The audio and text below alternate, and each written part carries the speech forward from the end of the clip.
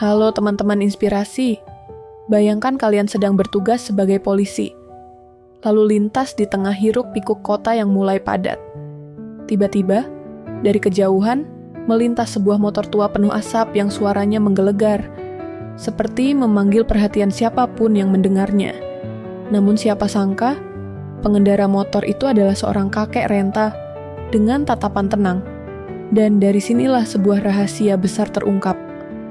Sebuah pertemuan yang tidak akan pernah dilupakan oleh sang polisi, juga oleh siapapun yang menyaksikannya hari itu. Apa sebenarnya yang terjadi? Apa rahasia di balik motor tua itu?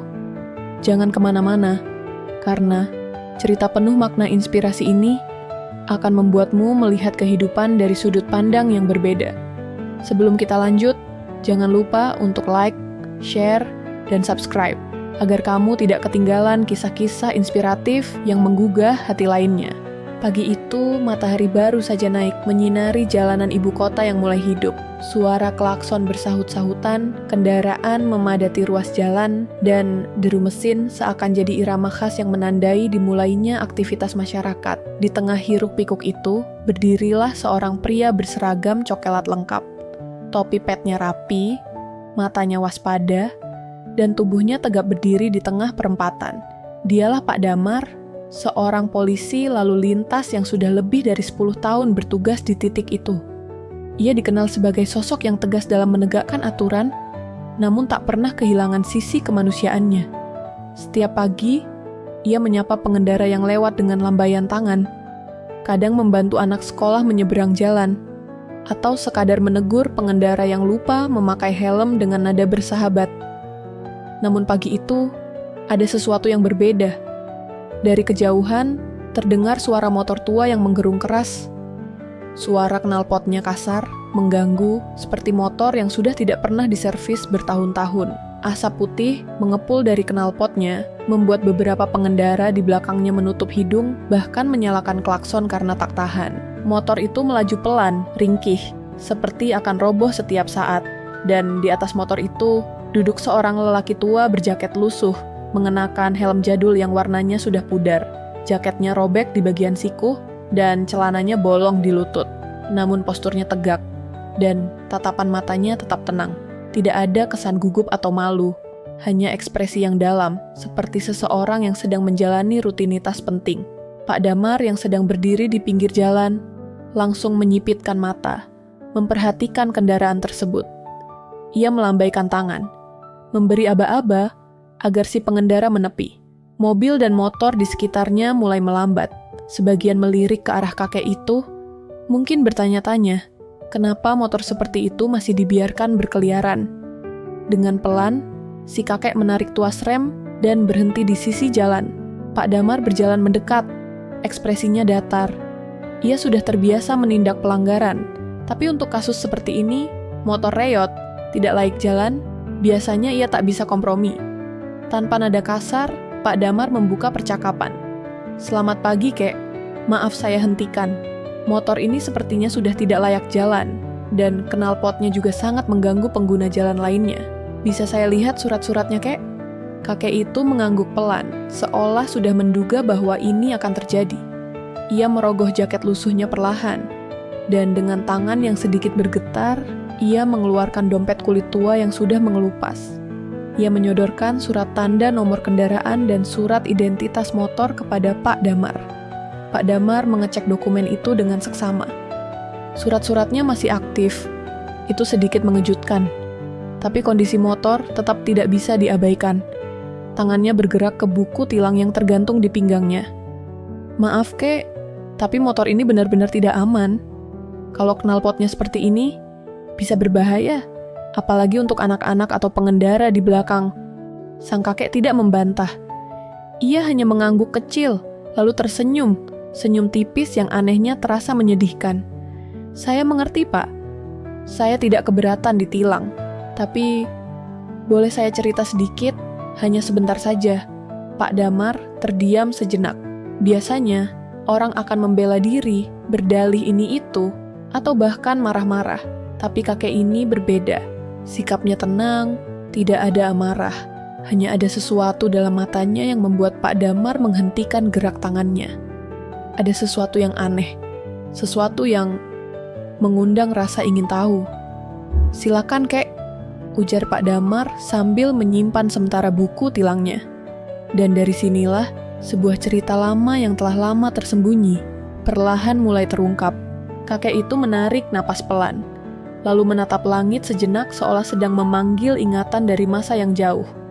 Suaranya serak namun penuh ketenangan, seperti seseorang yang telah berdamai dengan banyak hal dalam hidupnya. "Motor ini bukan cuma motor tua, Pak," katanya. "Ia teman saya, saksi perjalanan saya, saksi hidup saya dan istri saya." Pak Damar terdiam, tidak ingin menyela. "Dulu, waktu saya muda, saya pakai motor ini untuk jualan sayur keliling. Tiap pagi, saya berangkat dari rumah bersama istri saya. Dia duduk di belakang, bawa keranjang. Kami keliling kampung, dari gang kecil sampai jalan besar, naik motor ini. Hasilnya tak seberapa, tapi kami bahagia, Pak." Suara sang kakek mulai sedikit bergetar, tapi ia terus bercerita. "Beberapa tahun lalu, istri saya meninggal, kanker rahim stadium akhir. Waktu itu kami tak punya cukup uang buat pengobatan yang layak. Tapi sebelum dia pergi, dia sempat bilang." Kakek itu menghentikan ucapannya sejenak, lalu mengangkat kepalanya dan menatap Pak Damar. Matanya mulai berkaca-kaca. Dia bilang, "Jangan pernah buang motor ini. Kita punya banyak kenangan di sana. Kalau aku pergi duluan, kamu tetap jalan. Bawa dia jalan-jalan sekali-kali. Ajak dia lihat kota. Karena dari atas motor itu, kita pernah tertawa, pernah menangis, pernah berjuang bareng." Pak Damar tidak bisa berkata-kata. Angin pagi berhembus pelan, seolah ikut mendengarkan cerita yang mulai membuka pintu-pintu lama. "Saya tahu motornya sudah jelek, tapi saya rawat semampu saya. Hari ini, saya mau ke makam istri saya. Hari ini ulang tahun pernikahan kami yang ke-45. Saya mau ajak dia jalan-jalan, seperti dulu." Kalimat terakhir itu menusuk perasaan siapapun yang mendengarnya. Tangan Pak Damar yang tadi mantap hendak menulis tilang, kini justru menggenggam buku tilangnya erat. Tak tahu harus melanjutkan atau menyimpan kembali. Di balik ketegasan seorang petugas, ia kini melihat seorang pria tua yang sedang mencoba menepati janji kepada cinta sejatinya. Dan hari itu, ia tahu, tugasnya bukan sekadar menilang, tapi mendengarkan. Pak Damar berdiri mematung, memegang buku tilang yang kini terasa lebih berat dari biasanya. Entah kenapa, kata-kata sang kakek terus terngiang di kepalanya. "Saya mau ajak dia jalan-jalan, seperti dulu." Ada keheningan yang menggantung di antara mereka. Jalanan di sekitar mereka tetap ramai. Kendaraan lalu lalang, suara klakson sesekali terdengar, tapi semuanya seperti menghilang dari kesadaran Pak Damar. Fokusnya hanya pada satu hal, sosok lelaki tua di depannya, dan motor tuanya yang kini tak lagi sekadar kendaraan, tapi sebuah lambang cinta dan janji yang tak pernah dilupakan. Namun, sebagai polisi, ia tidak bisa sembarangan. Ia tahu, motornya memang membahayakan. Knalpotnya berasap, suara mesinnya mengganggu, dan secara hukum, motor seperti itu seharusnya tidak boleh berada di jalanan umum.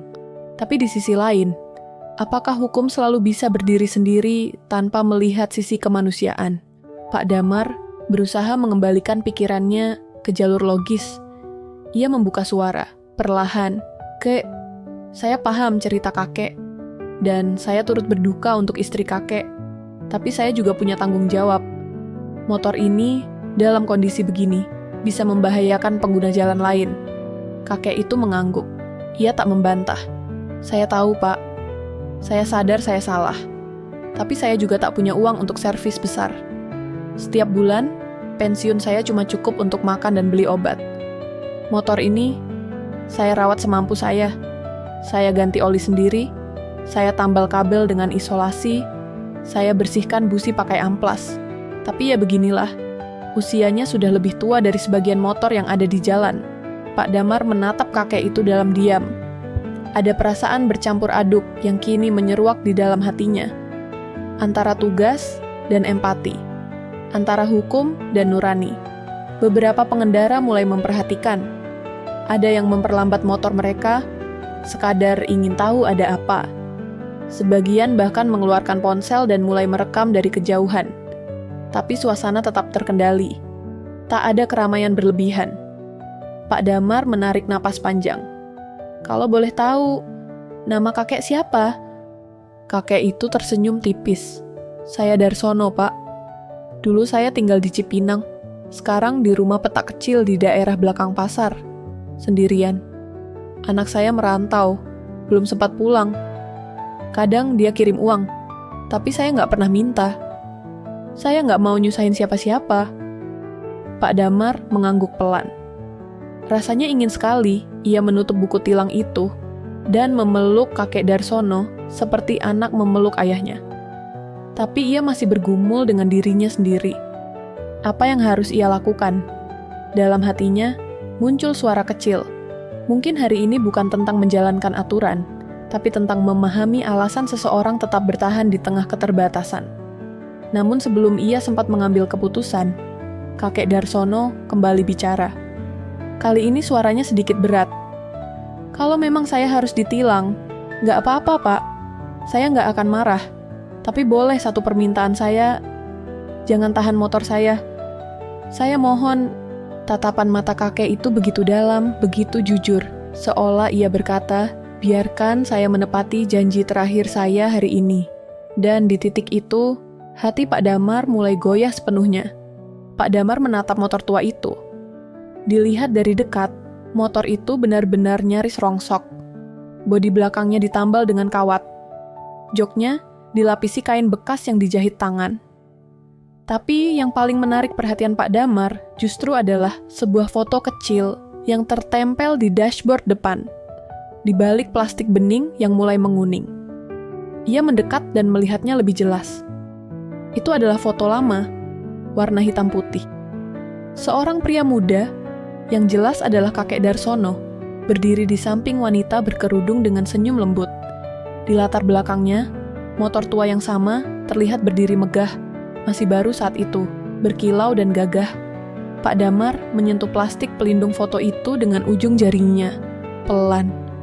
Ia menatap kakek Darsono dengan mata yang kini tak lagi penuh pertanyaan, tapi justru kekaguman. Kakek, ini istri kakek? Tanyanya dengan suara rendah. Kakek Darsono mengangguk, dan kali ini ia tersenyum lebih lebar, meskipun air matanya mulai mengalir diam-diam. Namanya Siti. Dia yang selalu nyemangatin saya, yang dulu ikut dorong motor ini waktu mogok.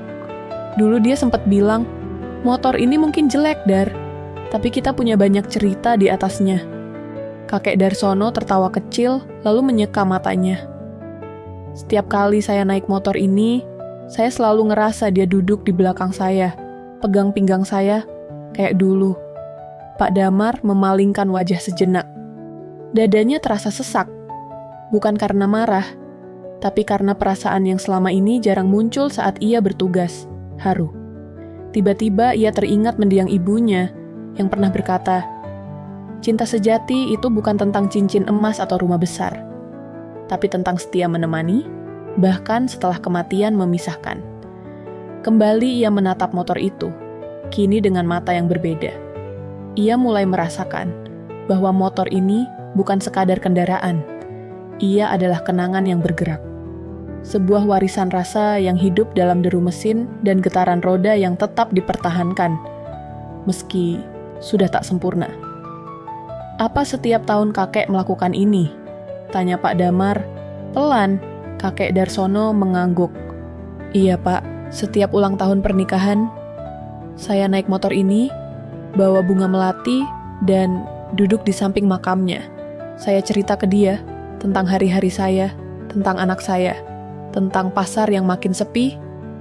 Pak Damar mengangguk perlahan, dan untuk pertama kalinya hari itu, ia tahu dengan pasti, ia tidak sedang menilang seorang pelanggar, tapi sedang menyaksikan kisah cinta paling tulus yang pernah ia temui. Pak Damar memutuskan untuk duduk di kursi trotoar yang tak jauh dari tempat motor tua itu berhenti. Ia mempersilakan kakek Darsono duduk juga. Buku tilang masih di tangan kirinya, tapi kini posisinya hanya tergantung, tidak lagi siap ditulis. Ia merasa ada hal yang lebih penting dari sekadar menuliskan pelanggaran hari ini. Kakek Darsono duduk pelan, lalu menatap ke kejauhan.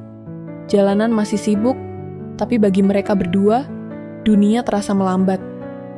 "Pak polisi," suara kakek Darsono terdengar lembut, namun ada beban berat di dalamnya.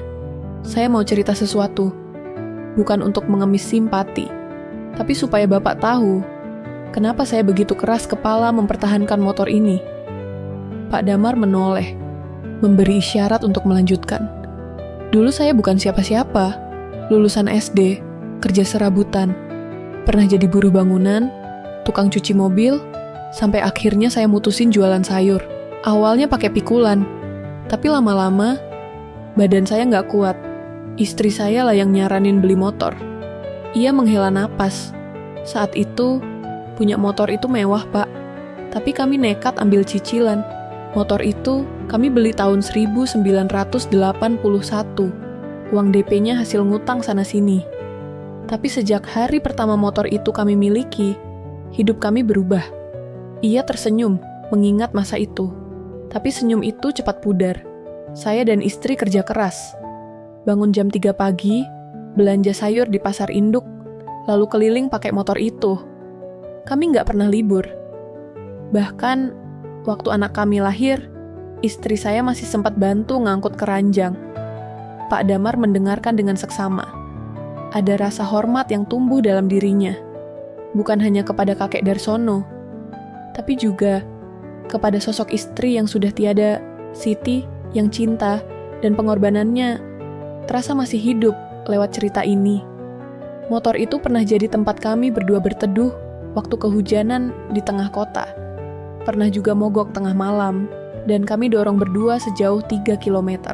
Tapi dari semua itu, satu yang paling saya ingat, motor itu jadi tempat terakhir istri saya duduk sebelum dia masuk rumah sakit untuk terakhir kalinya. Air mata mulai mengalir dari mata kakek Darsono. Dia minta saya ajak keliling kota naik motor. Katanya dia ingin lihat lampu-lampu kota satu kali lagi. Saya tahu saat itu dia sudah sangat lemah. Tapi saya turuti. Saya bonceng dia pelan-pelan. Lewat Jalan Sudirman, lewat Monas, sampai Bundaran HI. Malam itu, kami nggak bicara banyak. Cuma pegang tangan saya erat dari belakang. Ia terdiam. Pak Damar menunduk, merasakan sesak di dada. Besok paginya, dia koma. Dan 3 hari kemudian, dia pergi. Keheningan menyelimuti mereka. Bahkan suara kendaraan yang lewat pun tak sanggup mengusik momen itu. Semenjak itu, setiap ulang tahun pernikahan kami, saya ajak dia jalan, lewat rute yang sama, duduk sendiri di atas motor ini. Tapi saya yakin dia ikut, dia ada di situ. Karena selama hidup, dia tak pernah sekalipun tinggalkan saya. Jadi setelah mati pun, saya rasa dia masih setia menemani. Pak Damar menggenggam jemarinya sendiri, menahan emosi yang meledak dalam dada. Hari itu, ia belajar bahwa cinta bisa hidup dalam bentuk yang tak masuk akal bagi orang lain. Bahkan, di dalam motor tua berasap yang ditilang orang setiap hari, bisa tersimpan sebuah kesetiaan yang tak bisa dibayar dengan apapun. Setelah beberapa saat terdiam bersama, Pak Damar perlahan berdiri. Buku tilang di tangannya kini terasa seperti beban moral. Ia menatap motor itu sekali lagi, lalu menatap kakek Darsono, yang kini duduk diam dengan mata menatap langit. Hatinya benar-benar bergumul. Di satu sisi, ia punya prosedur yang harus ditegakkan. Ia tahu ada kamera pengawas, dan mungkin ada laporan yang akan masuk kalau ia tak melakukan tindakan sesuai SOP. Apalagi, beberapa orang tadi sempat merekam dari kejauhan. Tapi di sisi lain, bagaimana mungkin aku tega menghalangi seseorang menepati janji terakhirnya kepada cinta sejatinya? Pak Damar menarik napas panjang, lalu berjalan ke sisi motor. Ia memeriksa kembali kondisi kendaraan itu. Semua benar-benar tidak laik jalan. Tapi ia sadar, motor itu tetap bisa melaju. Bukan karena mesinnya yang kuat, tapi karena tekad dan cinta yang masih membara dari dalam pengendaranya. Ia kemudian membuka dompet pribadinya, mengeluarkan uang beberapa lembar, dan menyodorkannya ke kakek Darsono. "Kak, ini bukan denda, ini bukan tilang, ini dari saya pribadi. Tolong bawa motor ini ke bengkel sepulang dari makam. Saya tahu tempat yang bagus, saya akan kasih alamatnya. Saya kenal mekaniknya. Saya akan bilang ke dia untuk bantu semampunya." Kakek Darsono tertegun. Ia menatap uang itu dengan gemetar, lalu menatap wajah Pak Damar. Mata mereka bertemu. "Pak Polisi," suara kakek Darsono serak. "Kenapa? Bapak mau bantu saya? Saya orang asing." Pak Damar tersenyum. "Karena saya percaya, hari ini saya bukan bertemu pelanggar, tapi saya bertemu dengan seorang pria yang mengajari saya arti cinta sejati." Ia menepuk pundak kakek Darsono. "Silakan lanjutkan perjalanan, kek. Tapi tolong, setelah ini benahi motor ini ya. Demi keselamatan kakek sendiri." Kakek Darsono mengangguk pelan. Matanya basah, tangannya bergetar saat menerima bantuan yang begitu tulus itu. Ia kemudian berdiri, menaiki motor tuanya, dan menyalakan mesin. Motor itu kembali menggerung, tapi kali ini suara mesinnya tak lagi terdengar bising, karena yang terdengar hanyalah gema ketulusan. Pak Damar memberi hormat kecil saat motor itu mulai melaju pelan, menuju jalan penuh kenangan. Dan ia tahu, hari ini ia telah membuat keputusan yang tak tertulis dalam buku aturan, namun tercatat dalam hati nuraninya sendiri. Beberapa jam setelah pertemuan menyentuh antara Pak Damar dan kakek Darsono di pinggir jalan itu, langit mulai berubah warna. Matahari senja menyisakan cahaya keemasan yang hangat, seperti memberi penutup lembut untuk hari yang penuh emosi. Pak Damar duduk di ruang jaga pos Polantas, mencoba menenangkan pikirannya. 1-2 rekan kerjanya datang menyapa, namun ia belum banyak bercerita. Buku tilang yang tadi ia bawa kini diletakkan di meja, kosong, tanpa satupun nama tertulis hari ini. Tiba-tiba, ponselnya bergetar. Notifikasi dari media sosial lokal muncul di layar. Seorang polisi menilang kakek bermotor tua, tapi endingnya bikin netizen menangis. Pak Damar mengernyit. Ia membuka tautan itu, dan langsung terpaku. Video berdurasi 4 menit memperlihatkan momen-momen saat ia berbicara dengan kakek Darsono. Mulai dari saat kakek itu menjelaskan soal motor tua warisan cintanya, hingga ketika Pak Damar menyodorkan bantuan uang dan menepuk bahunya dengan penuh hormat. Video itu direkam diam-diam oleh seorang pengendara yang kebetulan berhenti tak jauh dari mereka. Meski tidak seluruh percakapan terekam, ekspresi wajah keduanya, khususnya air mata di pipi kakek Darsono, terpotret jelas. Suasana haru begitu terasa. Yang lebih mengejutkan lagi adalah kolom komentar di bawahnya. "Saya nangis nonton ini. Masih ada polisi berhati nurani seperti ini, salut. Motor tua, cinta sejati. Ini bukan sekadar tilang, ini pelajaran hidup. Pak Polisi, siapapun Anda, terima kasih sudah mewakili rasa kemanusiaan kami." Dalam waktu 2 jam, video itu sudah ditonton lebih dari 300.000 kali. Pak Damar memejamkan mata, bukan karena senang diviralkan, tapi karena perasaannya campur aduk. Ia tidak bermaksud membuat aksinya jadi tontonan. Ia hanya mengikuti suara hatinya, tapi ternyata kebaikan sekecil itu bisa menyentuh hati ribuan orang. Tak lama kemudian, ponselnya kembali berdering. Kali ini dari salah satu seniornya di kantor pusat. "Damar, kamu masuk berita hari ini, dan saya hanya mau bilang, saya bangga. Kamu sudah ajarkan arti sebenarnya dari melayani dan melindungi." Pak Damar terdiam. Ia tidak bisa menahan senyum kecil yang muncul dari sudut bibirnya. Di waktu bersamaan, sebuah akun komunitas sosial membagikan ulang video itu dengan caption, "Seandainya kita semua bisa memilih kasih, bukan sekadar menghukum, mungkin dunia tak akan sekaku sekarang. Terima kasih Pak Polisi. Cerita ini akan kami teruskan." Dan benar saja, cerita ini terus mengalir dari satu platform ke platform lain. Dari Facebook ke Instagram, lalu ke TikTok dan YouTube Shorts. Setiap unggahan menampilkan wajah kakek Darsono dan Pak Damar, dengan latar motor tua yang kini menjadi simbol cinta dan kesetiaan.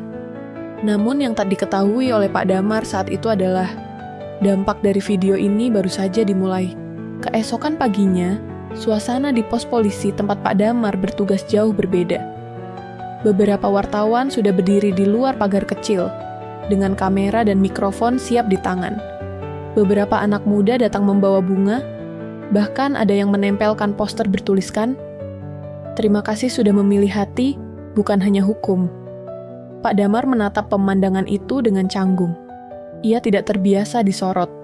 Namun sebelum sempat berpikir lebih jauh, ponselnya kembali berdering. Kali ini dari stasiun televisi nasional. "Selamat pagi Pak Damar. Kami dari acara Indonesia Menyentuh. Bolehkah kami undang Bapak dan Kakek Darsono hadir sebagai narasumber? Cerita Bapak sangat menyentuh hati pemirsa kami." Pak Damar tersenyum lemah. "Saya hanya menjalankan hati saya, Bu. Tidak merasa istimewa." Namun dunia digital berpikir sebaliknya. Beberapa influencer ternama mulai ikut mengangkat kisah ini. Ada yang membuat ilustrasi digital Pak Damar dan Kakek Darsono di atas motor. Ada pula yang membuat puisi berjudul "Boncengan Terakhir untuk Cinta." Yang lebih mengejutkan, sebuah komunitas pecinta otomotif mengunggah video mereka sedang mencari informasi tentang Kakek Darsono. Dalam video itu, mereka mengatakan, "Kami akan restorasi motor tua itu, bukan untuk diubah jadi mewah, tapi agar tetap bisa menemani Kakek Darsono menepati janjinya setiap tahun, gratis, seumur hidup." Berita itu sampai ke telinga Pak Damar, dan ia hanya bisa mengusap wajahnya dengan haru. Ia tak menyangka, satu tindakan kecil dari pinggir jalan bisa menggerakkan banyak hati. Tak lama kemudian, ia menerima pesan singkat dari seseorang bernama Rendra, putra dari Kakek Darsono. Isinya singkat, "Pak Damar, saya anaknya Kakek Darsono. Saya baru saja melihat videonya. Bapak telah menjaga ayah saya lebih dari yang saya mampu lakukan selama ini. Saya ingin bertemu dan berterima kasih langsung." Dunia berubah cepat, pikir Pak Damar, tapi ia sadar, bukan viral yang jadi poin utama, melainkan bagaimana empati yang sederhana bisa menjadi api kecil yang menghangatkan dunia yang dingin. Beberapa hari setelah video viral itu menyebar ke seluruh penjuru internet, suasana di rumah kecil Kakek Darsono berubah drastis. Tak biasanya rumah itu ramai tamu. Warga sekitar, tim komunitas otomotif, dan bahkan perwakilan dari dinas sosial datang berkunjung, membawa bingkisan, bantuan, dan sekadar ingin mendengar langsung kisah hidupnya. Tapi ada satu tamu yang paling spesial sore itu, Rendra, putra semata wayang Kakek Darsono. Sudah bertahun-tahun hubungan mereka renggang.